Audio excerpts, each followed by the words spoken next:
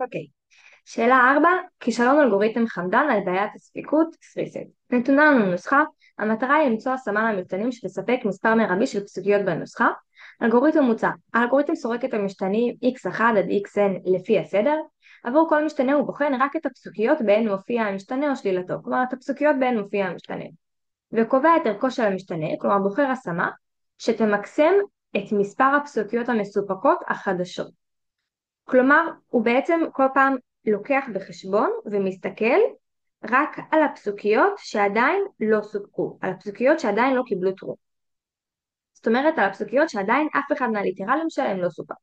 למשל, אם בחמש מתוך הפסוקיות שעדיין לא סופקו מופיע ליטרל x, שתיים מתוך הפסוקיות שעדיין לא סופקו מופיע ליטרל not x, אז אנחנו נבחר השמה x שווה true. למה? כי ככה אנחנו ניתן לחמש פסוקיות את הערך true, ולשתי פסוקיות שיסתדרו אחר כך, נראה אותם. משימה, הפריכו את נכונותו של האלגוריתם על ידי דוגמה נגדית, דהיינו הציגו נוסחת CNF עליה האלגוריתם נכשל. בעצם כמו שאנחנו כבר יודעים, אלגוריתמים חמדניים הם לא להיט, והרבה פעמים אנחנו צריכים להראות איך הם נכשלים, לפעמים זה לא ככה, אבל באמת ברוב השאלות צריכים להפריך. אז עשיתי כבר ב-24 ב' חזרה מפורטת יותר על זה, ולכן עכשיו אני אשים את זה פה, נקרא את זה מהר. מי שרוצה קצת יותר הסבר על מה זה בכלל הנוסחאות האלה, באיפשהו ב-24 ב' אני פירטתי קצת יותר.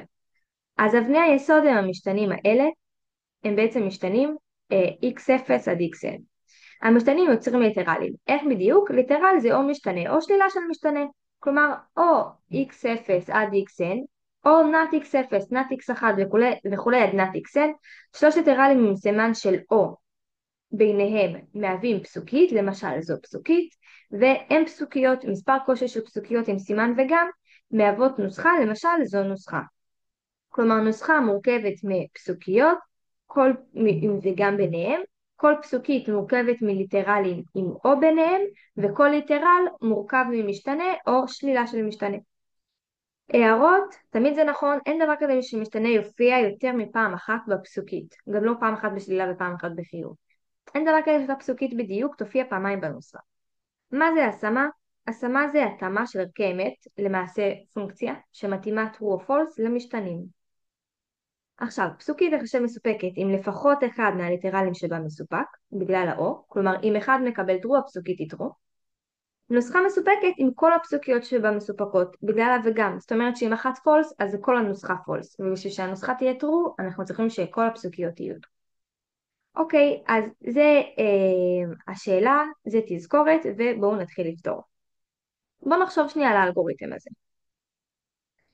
אוקיי, בעצם זה יפה מאוד שאתה כל פעם מנסה לספק כמה שיותר פסוקיות, אבל בכל זאת אין פה ראייה כוללת. יכול להיות שההשמות שאתה נותן הן דופקות בעצם פסוקית אחת. כלומר, יכול להיות שיש פסוקית שכל הליטרלים שבה מופיעים יותר פעמים עם הסימן ההפוך.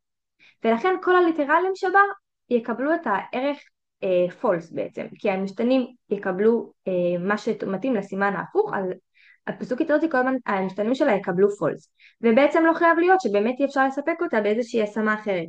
כלומר יכול להיות שזה שאתה בוחר כל פעם השמה שמספקת את מספר הפסוקיות המסופקות החדשות המקסימלי, עדיין יש פסוקית שנדפקת מההשמה הזאתי, ומכל הבחירות של ההשמות האלה, כי כל הליטרלים שלה יקבלו false, וזהו, אבוד לה הסיכוי להיות true. לעומת זאת, יכול להיות שההשמות שלך למשל נותנות להרבה פסוקיות,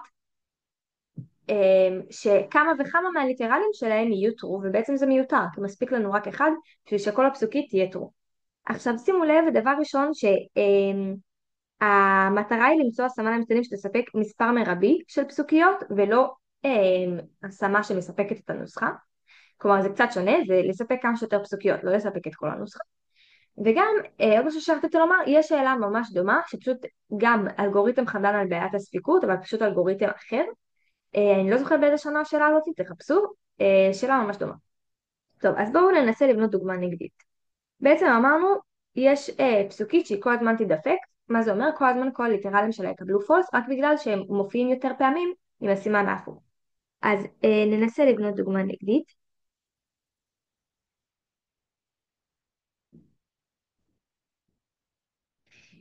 תהיה פסוקית נדפקת, סליחה על חוסר הרשמיות, זה בכל מקרה במבחן רק צריך להציג את הנוסחה על תוספת פסוקיות, לא באמת צריך להסביר, אז בסדר, תהיה פסוקית נדפקת והפסוקיות הדופקות. מה זה אומר הפסוקיות הדופקות? זה תמיד יהיו פסוקיות שיהיה בהן את הסימן ההפוך ממה שיש בפסוקית הנדפקת, ולכן אנחנו נתחשב בהן במקום פסוקית שנדפקת. אז מה אנחנו צריכים לשים לב? שתי הערות חשובות. נשים לב, דבר ראשון, האלגוריתם כל פעם מתחשב רק בפסוקיות שעדיין לא סופקו. למשל, אם יש לי את x1 ב5 פסוקיות, נת x1 בשתי פסוקיות, אבל מתוכן למשל 4 פסוקיות הן בכלל כבר מסופקות, אז אני עדיין נבחר לעשות משהו שיספק את נת x1, כלומר x1 שווה false, אוקיי? כל פעם שאנחנו מסתכלים על משתנה, אנחנו לוקחים את כל הפסוקיות שעדיין לא סופקו, סופרים מה יותר משתלם, כלומר באיזה צורה המשתנה הזה מופיע יותר פעמים מבין הפסוקיות האלה שלא סופקו, האם כנת או כרגיל. זה דבר אחד. דבר שני, אנחנו נשים לב שאכן יש השמה אחרת, לא ההשמה שהאלגוריתם ייתן, שתספק יותר פסוקיות. ולא לשכוח גם להציג את ההשמה הזאת. אוקיי, אז בואו נתחיל לבנות את הפסוקיות. מה יהיה הפסוקית הנדפקת? אז נשים בה 3 משתנים, ובכל שאר הפסוקיות נזכור לשים בעצם מה זה כל שאר הפסוקיות? ובפסוקיות אחרות נזכור לשים את הסימן ההפוך שלהן. נגיד נת x1, נת x2 או נת x3, זו הפסוקית הנדפקת. כל הליטרלים שלה יקבלו false, זאת המטרה שלנו, לפי האלגוריתם כל הליטרלים שלה יקבלו false, כלומר האלגוריתם יעשה השמה של x1 וגם x2 וגם x3, כלומר כל x1 שווה x2 שווה x3, הם יהיו שווים ל-true. אז בשביל שבאמת אנחנו יהיה השמה כזאת שתדפוק את שלושתם, אנחנו רוצים לעשות פה את הפסוקיות הדופקות. נתחיל עם x1, כי האלגוריתם גם מתחיל עם הפסוקיות לפי הסדר, אז אנחנו רוצים ש-x1 יקבל true. לכן אנחנו נשים אותו כמות שהוא, ולמשל כמה פסוקיות אנחנו צריכים? לפחות 2 פסוקיות, כן? פה הוא מופיע כנת x1, בשביל שהוא באמת יקבל true, אנחנו צריכים יותר פסוקיות שבהם הוא יופיע פשוט כ-x1. אוקיי, הלאה, נעבור ל-x2. מכיוון ששתי הפסוקיות האלה כבר יסופקו, אם אני אשים פה x2, זה לא באמת יעזור, כי הפסוקיות האלה כבר סופקו, האלגוריתם כבר פעם הבאה, כשהוא מסתכל על x2, לא יתחשב בהם. לכן צריך לשים לב שאת x2 אני שמה בפסוקיות אחרות שעדיין לא סופקו. אוקיי, וכנ"ל על x3, אני רוצה ש-x3 יקבל true, ולכן אני אפתח בשבילו עוד 2 פסוקיות, שהם עדיין לא סופקו, ובשתיהן יהיה x3, אז האלגוריתם יספור פה פעמיים x3, ופה פעם אחת נת x3, ולכן הוא ייתן x3 שווה true. אוקיי. אז עכשיו מה אנחנו צריכים לעשות? בסך הכל אנחנו צריכים לתת נוסחה תקינה, אז אנחנו צריכים גם למלא פה את כל החסר. אז במה נמלא אותם? זה לא באמת מעניין אותנו. אנחנו עכשיו דאגנו שהפסוקית הזאת תדפק. ואנחנו יודעים שכל הליטרלים האלה יקבלו true. זאת אומרת שעכשיו מה שאנחנו דאגנו זה, עכשיו אנחנו הראינו אוסף פסוקיות, בינתיים הוא זמני, אבל מה שבטוח זה שכולם יקבלו true והוא יקבל false. אז בואו נמלא כרגע פשוט למשל x4 בכולם,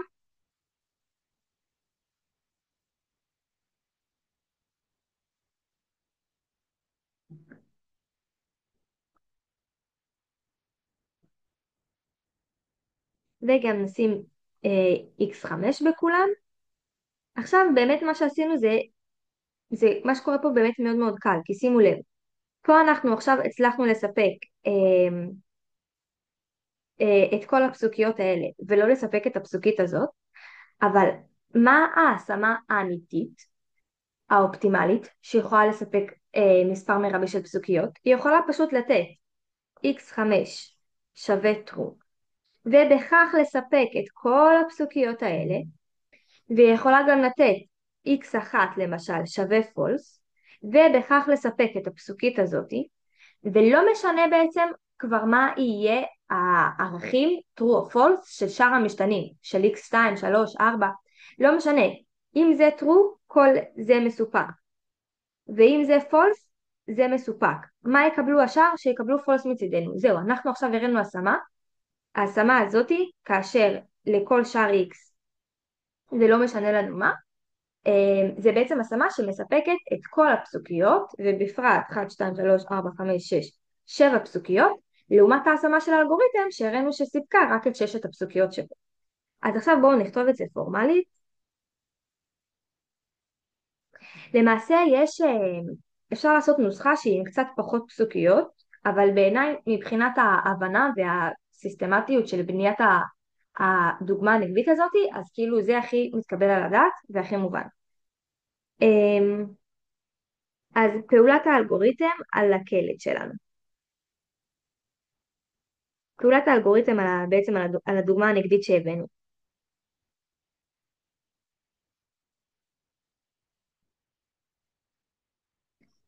בתחילה, נעשה את זה בשחור, סבבה. בתחילה נטפל ב-x1, בואו נעשה את זה ככה לאט. כל הפסוקיות עדיין לא סופקו, x1 מופיע פה פעמיים ופה פעם אחת. מה ההשמה שתספק יותר פסוקיות? כמובן x1 שווה true. x1 שווה true. אחר כך x2 וכנ"ל. פה פעם אחת, פה פעמיים, אני אסמן את שתי הפסוקיות האלה ככה, כאילו הם כבר סופקו ולכן אנחנו לא מתייחסים אליהם. אז פה פעמיים, פה פעם אחת, ולכן x2 גם כן שווה true.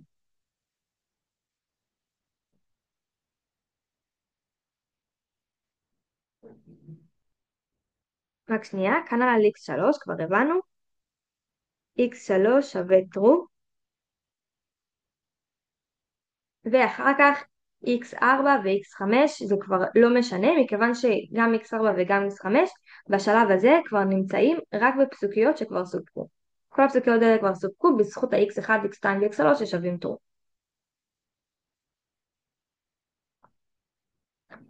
x4, x5 כבר מופיעים זה משתנים, רק בפסוקיות שכבר סופקו, ולכן נהיה אדישים לערכם. אוקיי. סך הכל האלגוריתם סיפק 6 פסוקיות. להלן השמה שמספקת 7 פסוקיות, וזו בעצם הסתירה שלנו. איזה השמה אמרנו שמספקת 7 פסוקיות? פשוט למשל ניתן ל-x5 להיות true, הוא יספק את כל אלה, וניתן ל-x1 להיות false כדי שיספק את זה. לכל השאר אנחנו שוב פעם נהיה אדישים. x1 שווה false, x5 שווה true, אנו אדישים לערכם של שאר המשתנים. סך הכל האלגוריתם סיפק 7 פסוקיות, כלומר האלגוריתם המוצע לא סיפק מספר מרבי של פסוקיות ולכן אינו שגוי.